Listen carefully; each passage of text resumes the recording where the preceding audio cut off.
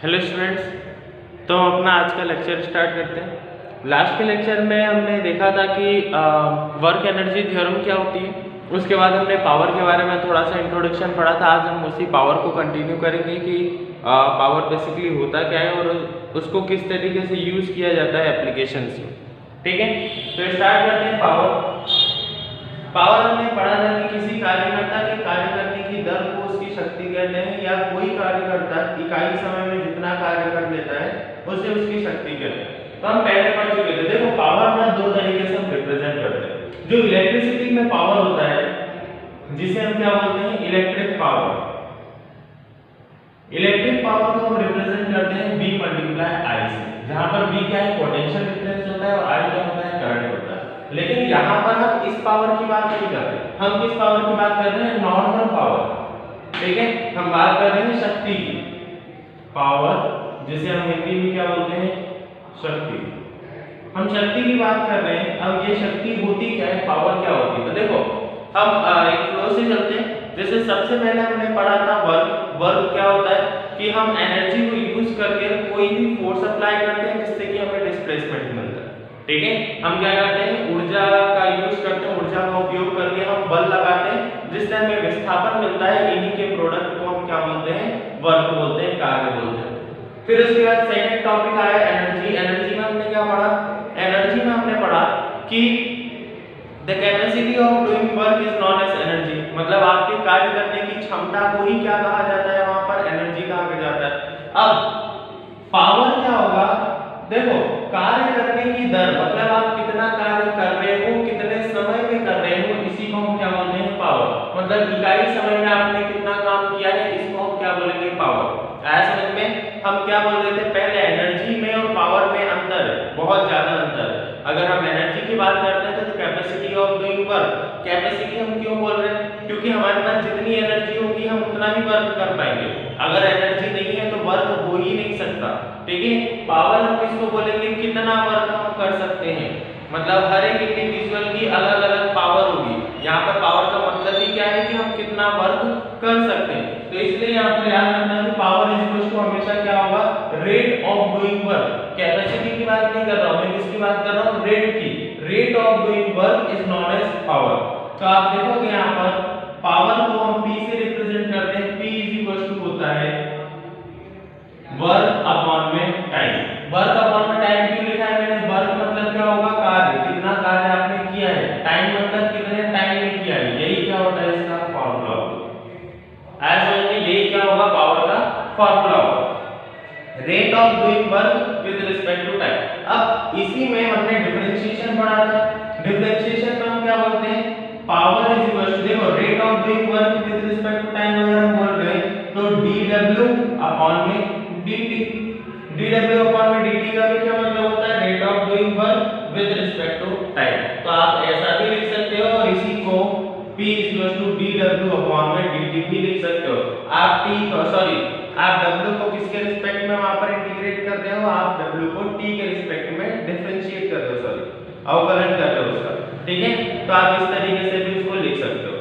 अब अगर हम यहाँ पर देखते हैं कि सिंपली पावर की यूनिट क्या होगी। ठीक है, अगर हम पावर की क्या निकालते हैं, यहाँ पर यूनिट क्या होगी। तो देखो, पावर की सिंपली एक ही यूनिट होती है।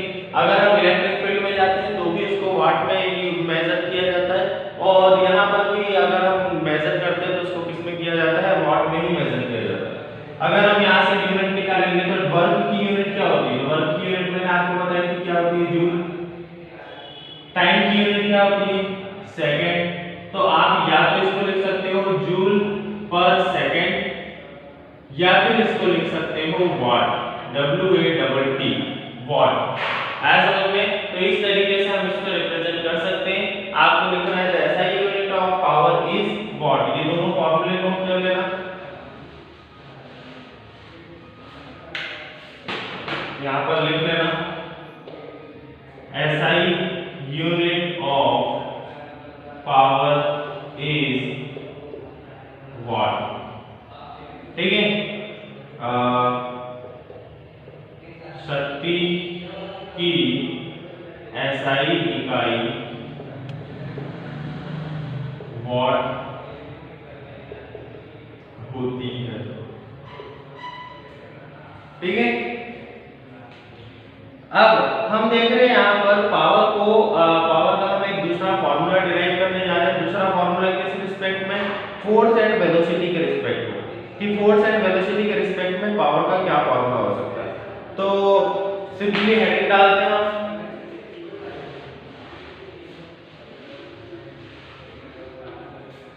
हेडिंग है power in terms of force and velocity, power in terms of force and velocity। ठीक है, पावर को हम किसकी टर्म्स में पढ़ेंगे, फोर्स की टर्म में और वेलोसिटी की टर्म में पढ़ेंगे। ठीक है,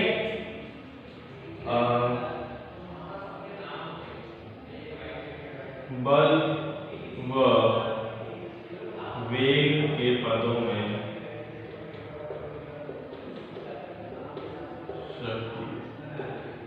ठीक है। अब ये नॉर्मल सा है, एक मैं यहाँ पर एग्जांपल कंसीडर करता हूँ। मैं यहाँ पर एक सिचुएशन ले रहा हूँ। सिचुएशन क्या है वो ध्यान से सुनना, कि मैंने किसी एक बॉक्स को या फिर किसी एक ऑब्जेक्ट पर फोर्स लगाया जिससे उसने बहुत थोड़ा सा वहां पर क्या मिला, उसे डिस्प्लेसमेंट मिला। मतलब कि यहाँ पर एक बॉक्स रखा हुआ है, इस बॉक्स पर मैंने क्या लगाया, यहाँ पर फोर्स लगाया, ये ए पॉइंट पर रखा है। ठीक है, जैसे ही मैंने इस पर फोर्स लगाया कि ये बहुत पास उसके, मतलब थोड़ा सा और आगे खसक के थोड़ा सा और आगे खसक कर कहां पहुंच गया, बी पर। यहां पर मैंने फोर्स लगाया F, जिससे A पॉइंट से वो कहां पहुंच गया, B पॉइंट पर। हमें बहुत थोड़ा सा डिस्प्लेसमेंट मिला। हम छोटी क्वांटिटीज को फिजिक्स में रिप्रेजेंट करते हैं D से, तो ds। क्यों S, क्यों, क्योंकि डिस्प्लेसमेंट मिला। ठीक है, जब मैंने फोर्स लगाया तो मुझे डिस्प्लेसमेंट कितना मिला है, छोटा डिस्प्लेसमेंट मिला है ds। तो यहाँ पर वर्क भी क्या हुआ, छोटा हुआ। तो इस पूरी टर्म को, इस पूरी सिचुएशन के बाद मैं लिख सकता हूँ यहाँ पर dw, मतलब छोटा वर्क इज इक्वल टू क्या हो जाएगा, F इंटू ds। लिख सकते हैं ऐसा कि dw इज इक्वल टू क्या हो जाएगा, F इंटू ds। अब हमें पता ही है कि फोर्स भी किसी पर्टिकुलर डायरेक्शन में लगा होगा और डिस्प्लेसमेंट भी हमें किसी पर्टिकुलर डायरेक्शन में मिला होगा। अगर इसी को मैं लेता हूं तो dw is equal to ds की अगर मैं बात करता हूं तो इसको मैं लिख सकता हूं ds बाय dt, क्योंकि rate of change of displacement with respect to. देखो, अगर मैं यहां पर वर्क करूंगा, दोनों साइड में क्या करता हूं, dt से डिवाइड करता हूं, divide both side by dt। dt से मैं दोनों साइड डिवाइड करता हूं, इधर साइड dw अपॉन में dt इज इक्वल टू, यहां पर जाएंगे तो फोर्स और यहां पर ds, और इन दोनों के अपॉन में क्या हो जाएगा, dt। अगर मैं यहां पर देखूं तो इन दो, यहां पर dw, इसको अभी मैं सेम लिखता हूं, dw अपॉन में dt is equal to f को अलग कर देता हूं और यहां पर लिखता हूं ds अपॉन में dt। ठीक है, अब देखना ध्यान से, dw अपॉन में dt मतलब rate of change of work with respect to time क्या होता है, पावर। तो यहां पर हो गया power is equal to force, तो एज इट इज। यहां पर आते हैं तो ds अपॉन में dt rate of change of displacement with respect to time क्या होता है, वेलोसिटी। तो ये हो गया वेलोसिटी v। आज समझ में, इसी को यहां से कंटिन्यू कर रहा हूं मैं। p इज इक्वल टू क्या था, f vector dot v vector. अब अगर मैं मानता हूं कि जिस डायरेक्शन में मैंने फोर्स लगाया है डिस्प्लेसमेंट भी उसी डायरेक्शन में मिला है, तो यहां पर क्या हो जाएगा, पहले तो ये डॉट प्रोडक्ट उठाओ, f v डॉट हटाएंगे तो क्या लगेगा, cos theta. If force and displacement have same direction, same direction, अगर दोनों की डायरेक्शन सेम है तो p इक्वल टू क्या हो जाएगा, f v cos 0 डिग्री। ठीक है, थीटा इन दोनों के बीच में थीटा कितना बनेगा, एंगल कितना बनेगा, वहां पर 0 डिग्री बनेगा। ठीक है, अगर 0 डिग्री एंगल बनता है तो cos 0 पर हमें पता है क्या होता है, 1। तो p इक्वल टू क्या हो जाएगा, f इंटू v। ये हो गया उसका दूसरा फार्मूला। एक फार्मूला हमने पढ़ा था, p इक्वल टू क्या था, w अपॉन में t।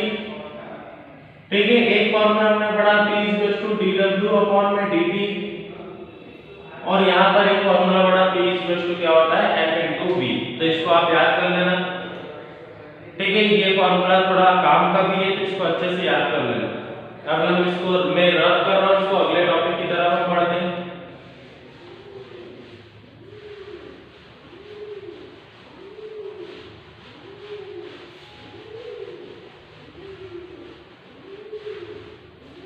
अगला टॉपिक जो है हमारा वो है difference between energy and power. Power और एनर्जी इन दोनों के बीच में हमें क्या बताना है, यहाँ पर डिफरेंस बताना है। तो देखते हैं डिफरेंसेस क्या दिए हुए।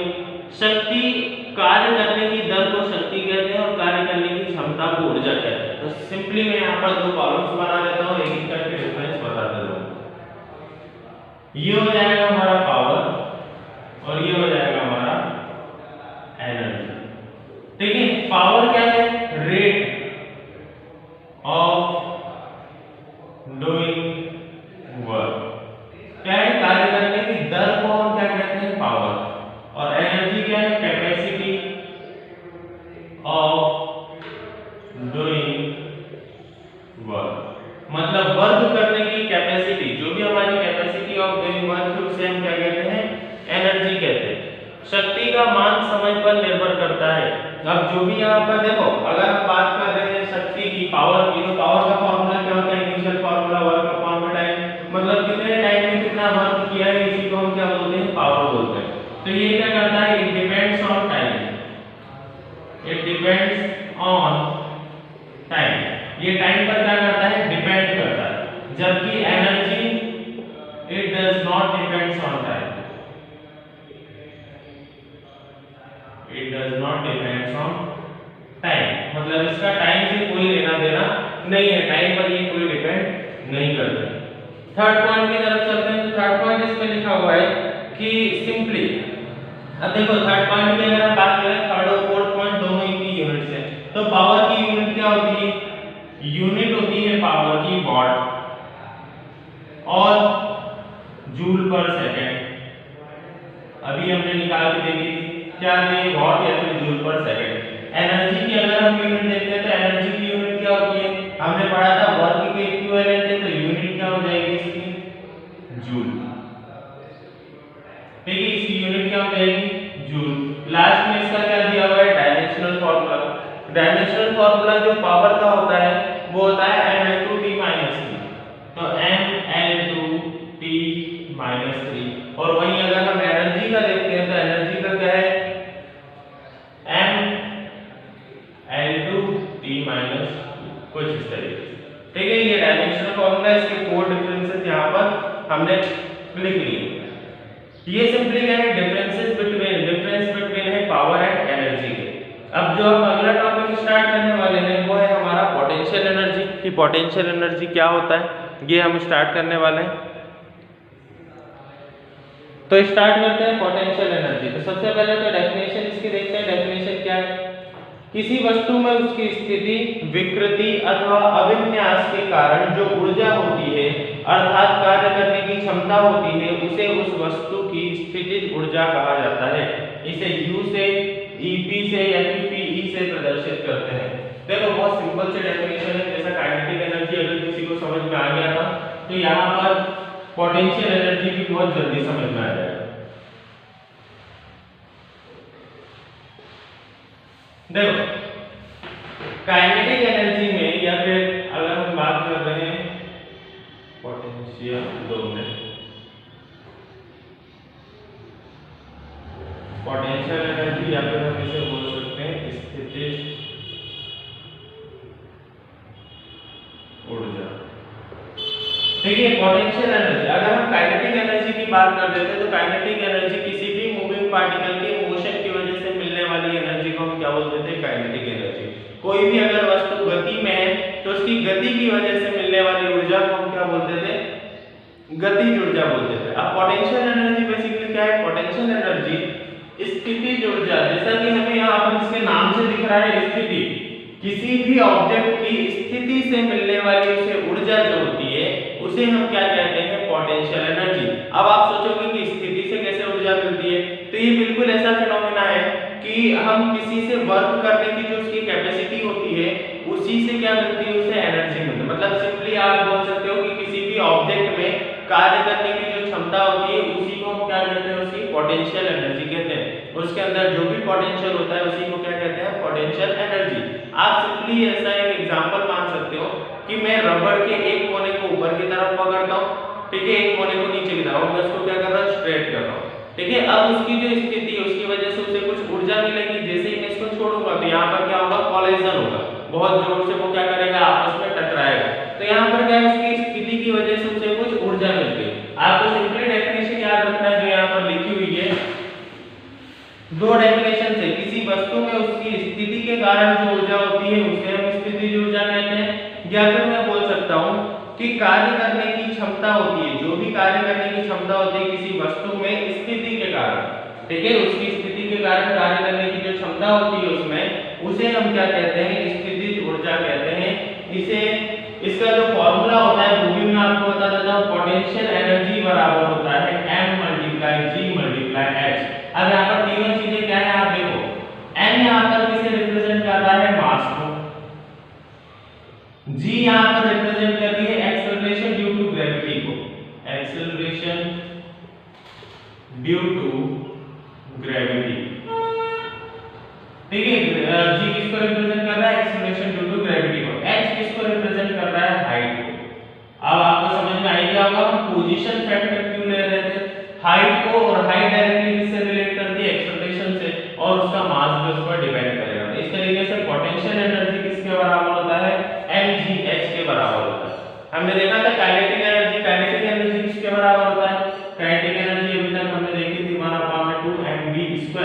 यहाँ पर जो फैक्टर था एक मास था और एक क्या था, वेलोसिटी। वेलोसिटी क्यों था, क्योंकि काइनेटिक एनर्जी एक ऐसी एनर्जी होती है जो हमें मोशन के थ्रू मिलती है। अगर कोई भी ऑब्जेक्ट मोशन में होता है तो उसकी एनर्जी को हम क्या बोलते हैं, उससे मिली हुई एनर्जी को काइनेटिक एनर्जी, गतिज ऊर्जा बोलते हैं।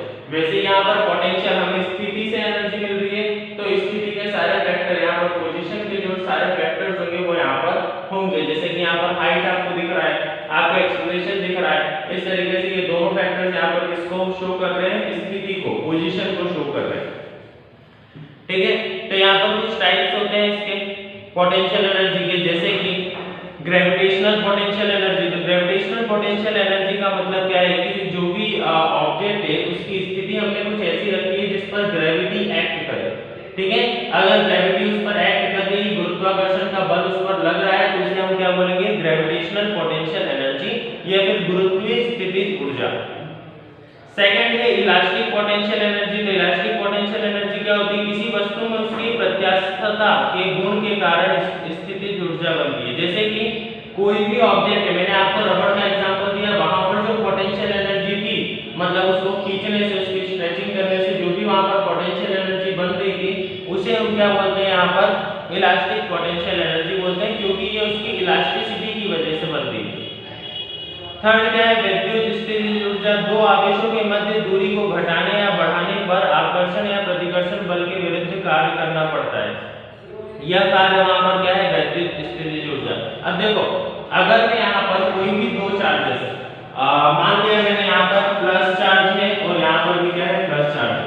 जब मैं इन दोनों की दूरी को घटाऊंगा, मतलब इन दोनों को पास लेकर जाऊंगा, तो देखो काम क्या कर रहे हैं हम, जो वहां पर फोर्स है उसके अपोजिट हम काम कर रहे हैं, ठीक है। तो एनर्जी बनना तो यहाँ पर जाहिर सी बात है।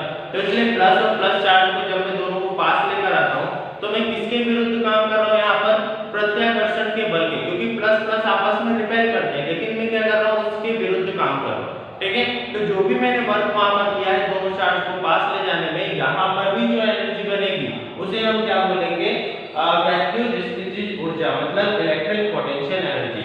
ये तीन टाइप्स होते हैं पोटेंशियल एनर्जी के। तो यहाँ पर हमने इस यूनिट का मेजर पार्ट कंप्लीट कर लिया, ठीक है। हमने इस यूनिट में सबसे पहले एनर्जी के बारे में पढ़ा और एनर्जी से रिलेटेड कुछ टॉपिक्स के बारे में पढ़ा। अब यहाँ पर जो हम पढ़ने वाले हैं, देखो वर्क एनर्जी थ्योरम इस चैप्टर में से सबसे ज्यादा इंपॉर्टेंट है। अब इसमें एक डेरिवेशन और रह गया है, वही डेरिवेशन अब हम यहाँ पर करने वाले हैं, और एक आधी डेफिनेशन बची हुई है इसकी, कॉलिजन क्या होता है, कॉलिजन के बारे में थोड़ा बहुत हम पढ़ेंगे। तो अभी जो हम देखने वाले हैं वो क्या है, बेसिकली एक डेरिवेशन है, स्प्रिंग को खींचने में किए गए कार्य की गणना, the work done in stretching the spring, ठीक है। आप स्प्रिंग को जब खींचते हो तो उसमें कितना वर्क डन कर रहे हो, इसकी हम क्या करने वाले हैं, इस डेरिवेशन में गणना करने वाले हैं, मतलब कैलकुलेशन हम करेंगे। ठीक है, तो स्टार्ट करते हैं।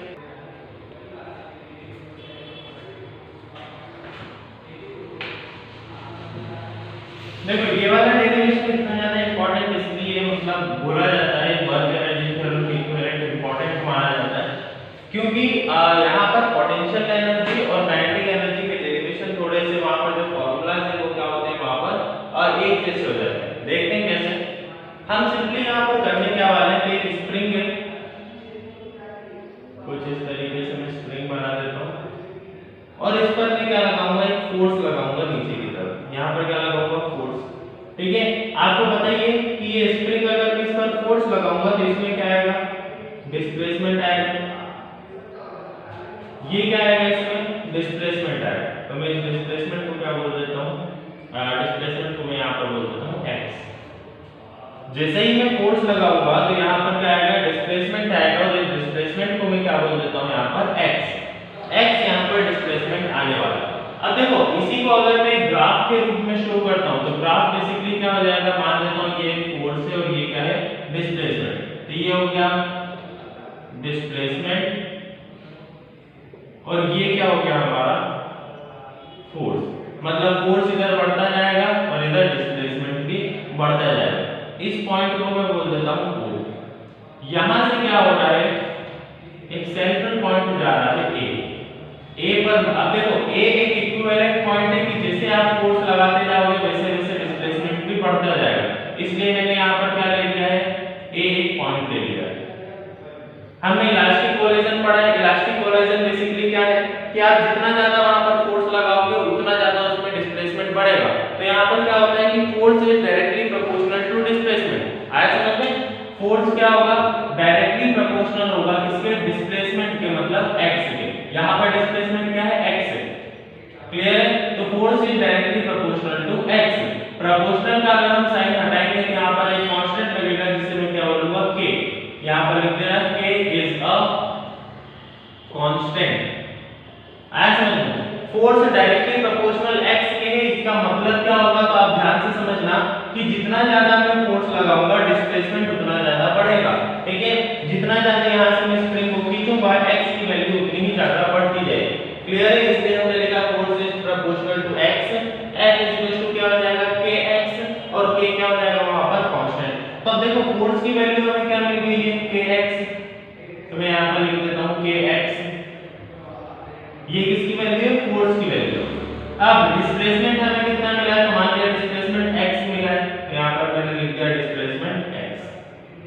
क्लियर? ठीक है, ग्राफ आपको समझ में आना चाहिए। ग्राफ को मैं एक बार वापस से बता देता हूँ। ग्राफ क्या है कि ए इक्विवेलेंट पॉइंट लिया है किस पर, जितना मैं फोर्स बढ़ाता जाऊंगा उतना ज्यादा डिस्प्लेसमेंट यहाँ से बढ़ता जाएगा। तो ये फोर्स डिस्प्लेसमेंट का ग्राफ है जो कि हमने किसके लिए बनाया है, स्प्रिंग के लिए बनाया है। ठीक है, अब यहाँ पर क्या होगा, force is equal to kx। अगर मैं यहाँ पर वर्क डन की बात करता हूँ तो वर्क डन बराबर क्या हो जाएगा, वर्क डन क्या होगा, तो वर्क डन हम सिंपली बोल सकते हैं कि ये पर्टिकुलर एरिया ही वर्क डन होगा, क्योंकि यहाँ पर डिस्प्लेसमेंट भी आ रहा है, इक्विवेलेंट भी आ रहा है और यहाँ पर फोर्स भी आ रहा है। ठीक है, तो फोर्स इनटू डिस्प्लेसमेंट क्या होगा, यहाँ पर वर्क डन होगा। तो अगर मैं वर्क डन निकालने जाऊंगा तो वर्क डन क्या हो जाएगा, एरिया ऑफ ट्रायंगल AO और इस पॉइंट को मैं दे देता हूँ C। ठीक है, और इस पॉइंट तो लेट A, इस पॉइंट को मैं देता हूँ B, A B और यहाँ पर क्या हो जाएगा C। तो अगर आप निकालना चाहो तो एरिया निकालोगे ABO का, तो मैं ट्रायंगल ABO, इसका हम क्या निकाल लेंगे, एरिया निकाल लेंगे। अब देखो एरिया का फॉर्मूला आप सबको पता है, ट्रायंगल के एरिया का formula work is equal to area of triangle ABO क्या होता है, 1/2 बेस इनटू हाइट। तो बेस क्या है यहाँ पर, OB, तो मैं लिख देता हूँ यहाँ पर OB। हाइट क्या है यहाँ पर, AB, तो यहाँ पर लिख दिया मैंने AB। क्लियर है इतना? Work is equal to 1/2 multiply OB की वैल्यू क्या है, x, तो ये हो गया x, मल्टीप्लाई AB की वैल्यू क्या है, kx, तो यहाँ पर हो गया kx। x इनटू x क्या हो जाएगा, 1/2 kx स्क्वायर, और ये किस में आएगा, जूल में। तो ये हमने क्या निकाल ली है, वर्क डन इन स्प्रिंग, मतलब स्प्रिंग में आप क्या वर्क डन कर रहे हो, स्प्रिंग पे जब आप फोर्स लगाते हो तो आप वर्क डन क्या करते हो यहाँ पर, वो हमने यहाँ पर निकाल दिया। क्लियर है इतना? ठीक है, तो ये क्या है हमारा वर्क डन है। अब ये बेसिकली आपने निकाला क्या है, पोटेंशियल एनर्जी निकाला। ये क्या है, पोटेंशियल एनर्जी, क्योंकि हमने पढ़ा ही किसी अगर वस्तु की स्थिति से मिल रही ऊर्जा को हम क्या बोलते हैं, स्थितिज ऊर्जा बोलते हैं, पोटेंशियल एनर्जी। सॉरी, किसी भी ऑब्जेक्ट के पोजीशन से मिलने वाली एनर्जी को हम क्या बोलते हैं, उसकी पोटेंशियल एनर्जी। तो यहाँ पर वही उसने बोला है कि पोटेंशियल एनर्जी यहाँ पर किसके बराबर है, 1/2 kx² के बराबर है, जो कि इक्विवेलेंट होता है यहाँ पर काइनेटिक एनर्जी के। ठीक है, तो ये कुछ यहाँ पर पोटेंशियल एनर्जी हमने की है। ये वाला डेरिवेशन आप नोट कर लेना, क्योंकि इंपॉर्टेंट डेरिवेशंस में से एक माना जाता है। ठीक है, लास्ट टॉपिक हमारा इस यूनिट का बचा हुआ है, work energy and power unit आज खत्म हो जाएगी हमारी। लास्ट टॉपिक जो बचा हुआ है उसे हम बोलते हैं कॉलिजन। ठीक है, ज्ञान आप नोट कर लीजिए, इसके बाद हम कॉलिजन स्टार्ट करते हैं। कॉलिजन क्या होता है,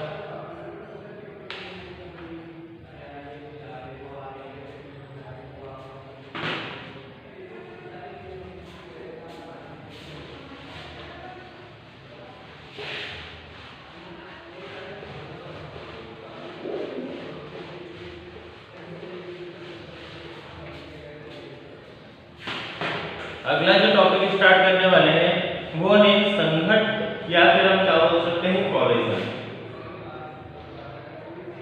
कॉलिजन या फिर संघट्ट।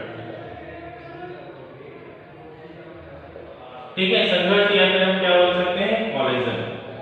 कॉलिजन की डेफिनेशन पढ़ते हैं। डेफिनेशन क्या है इसकी, तो जब दो पिंड भौतिक रूप से एक दूसरे से टकराते हैं अथवा एक पिंड के प्रभाव से दूसरे पिंड का पथ बदल जाता है तो इस परिघटना को संघट्ट कहते हैं। ठीक है, दो पिंडों के बीच अल्प समय के लिए पारस्परिक अंतरक्रिया का होना संघट्ट कहलाता है। यहाँ पर उसने क्या बोला है, सिंपल सा टॉपिक है।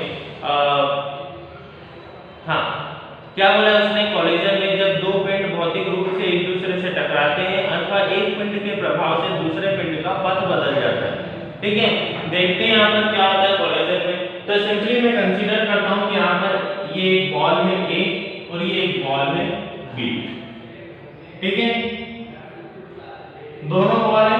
अब यहाँ पर क्या होगा कि ए बॉल और बी बॉल ये दोनों क्या है, दोनों अलग अलग ऑब्जेक्ट्स हैं। ये ए हो गया और ये बी हो गया, दोनों मूव कर रहे हैं सेम डायरेक्शन में। ऐसा नहीं, दोनों क्या कर रहे हैं, यहाँ पर मूव कर रहे हैं सेम डायरेक्शन में। जब ये आपस में टकराएंगे, इन दोनों ऑब्जेक्ट्स के बीच में जब इंटरेक्शन होगा तो इंटरेक्शन से क्या होगा, किसी न किसी एक ऑब्जेक्ट का वहां पर पाथ क्या हो जाएगा, चेंज हो जाएगा।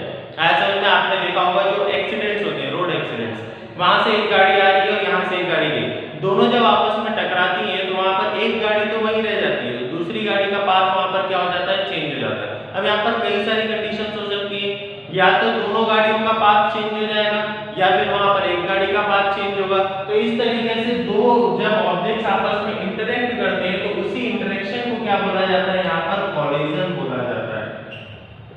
उसी इंटरेक्शन को यहाँ पर क्या बोला जाता है, कॉलिजन या फिर संघट्ट बोला जाता है।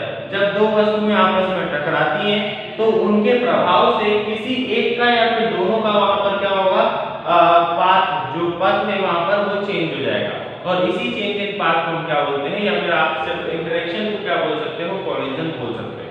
कॉलिजन के अलग अलग टाइप्स होते हैं, जैसे कि elastic collision, inelastic collision. Elastic collision में लिखा हुआ है प्रत्यास्थ संघट्ट, ये संघट्ट होते हैं जिनमें रेखीय संवेग के कारण साथ साथ गतिज ऊर्जा भी संरक्षित होती है। आगे देखेंगे इसको। इनइलास्टिक में रेखीय संवेग संरक्षित रहता है किंतु गतिज ऊर्जा संरक्षित नहीं रहती। यहाँ पर देखो सिंपल से कुछ पॉइंट्स बताए इसने, इलास्टिक कॉलिजन और इनइलास्टिक में। सबसे पहले इलास्टिक की अगर हम बात करते हैं, इलास्टिक कॉलिजन, तो मैं सिंपली क्या करता हूँ, दो हमने स्प्रिंग्स लिए, दोनों स्प्रिंग्स को मैं खींचता हूँ दोनों एंड से। ठीक है, एक स्प्रिंग को मैंने खींचा और दूसरे स्प्रिंग को, अब वहां पर मैं इन दोनों को क्या कर देता हूँ, छोड़ देता हूँ। तो यहाँ पर इलास्टिक कॉलिजन में क्या होगा कि हमने पोजीशन की वजह से वहां पर क्या कंजर्व रहेगी, पोटेंशियल एनर्जी। तो उसने वही बोला डेफिनेशन में कि रेखीय संवेग में मतलब लीनियर मोमेंटम के साथ साथ गतिज ऊर्जा भी संरक्षित रहेगी। मतलब वहां पर काइनेटिक एनर्जी वहां पर क्या होगी, संरक्षित रहेगी, मतलब कंजर्व्ड रहेगी। आया समझ में? इलास्टिक कोलिजन में जो गतिज ऊर्जा होती है, काइनेटिक एनर्जी होती है, वो क्या होती है, कंजर्व रहती है, मतलब काइनेटिक एनर्जी किसी भी तरीके से वेस्ट नहीं होगी। सेकंड हम बात करते हैं इनइलास्टिक की, तो यहाँ पर काइनेटिक एनर्जी कभी भी संरक्षित नहीं रहेगी। मतलब क्या है कि मोमेंटम तो वहां पर संरक्षित रहेगा, लेकिन काइनेटिक एनर्जी कभी भी संरक्षित नहीं रहेगी। यही इसने बोला है, कंजर्व नहीं रहेगी, सॉरी, काइनेटिक एनर्जी कंजर्व नहीं रहेगी। तो इस तरीके से इलास्टिक कोलिजन के जितने भी एग्जांपल्स हैं वो आपको देखने को मिलेंगे। जो भी इलास्टिक प्रोडक्ट्स होते हैं, जैसे कि रबड़ हो गया, ठीक है, स्प्रिंग हो गई, इस टाइप के जितने भी इलास्टिसिटी को प्रोड्यूस करने वाले प्रोडक्ट्स रहते हैं, उन सब में आपको इलास्टिक कोलिजन देखने को मिलेगा। जबकि इनइलास्टिक कोलिजन क्या होगा, ऐसा कोलिजन, देखो सिंपली अगर हम डिफाइन करते हैं, यहाँ पर बहुत सारे अलग अलग डेफिनेशंस लिखी हुई हैं, इनमें कंफ्यूज ना होते हुए हम कुछ चीजें डिफाइन करते हैं। अगर मैं बात करता हूँ इलास्टिक कोलिजन की, इलास्टिक कोलिजन, और सेकंड क्या है, इनइलास्टिक कोलिजन। ठीक है, अगर हम इलास्टिक कोलिजन की बात करते हैं तो ऐसा कोलिजन जहां पर linear momentum and kinetic energy दोनों ही क्या रहेंगे, यहाँ पर कंजर्व्ड रहेंगे। ठीक है, दोनों ही क्या रहेंगे, कंजर्व्ड रहेंगे। लेकिन इनइलास्टिक कोलिजन में लीनियर मोमेंटम कंजर्व्ड रहेगा, वहीं kinetic energy not conserved. Inelastic collision मतलब वहां पर इलास्टिसिटी है ही नहीं, बिल्कुल भी इलास्टिसिटी नहीं है। मैं दो ऑब्जेक्ट्स को आपस में टकराऊंगा तो वहां पर उनकी काइनेटिक एनर्जी, देखो ये मोशन में था, ये भी मोशन में था, जब आपस में टकराएंगे तो मोशन की वजह से इसमें कुछ एनर्जी थी, मोशन की वजह से इसमें कुछ एनर्जी थी। जब ये आपस में टकराएंगे तो इनकी एनर्जी क्या होगी, चेंज होगी, क्योंकि वहां पर मोशन ब्रेक हो जाएगा, गति वहां पर क्या हो जाएगी, टूट जाएगी। इसी वजह से इनइलास्टिक कोलिजन में काइनेटिक एनर्जी कंजर्व नहीं रहता। इलास्टिक कोलिजन की बात करते हैं तो रबड़ के दोनों एंड्स को मैं खींचता हूं और उनको छोड़ देता हूं, तो मोमेंटम तो वही बना रहेगा, साथ ही साथ काइनेटिक एनर्जी में भी कोई चेंज नहीं आएगा, क्योंकि दोनों का मोशन क्या था, वहां पर एक ही था, और काइनेटिक एनर्जी भी क्या थी, वहां पर एक ही थी, और energy can nether be destroyed. इसी तरीके से यहाँ पर दोनों टाइप से यहाँ पर कोलिजन में एक और टाइप है परफेक्टली इलास्टिक, इनइलास्टिक कोलिजन, तो वो आपके अभी काम का नहीं है, सिर्फ ये दो टाइप आपको याद रखना है। ठीक है, अगले लेक्चर में हम मिलते हैं अगले टॉपिक के साथ। अगला नेक्स्ट यूनिट हम स्टार्ट करेंगे अगले लेक्चर में। तो अभी आज के लिए इतना ही, थैंक यू।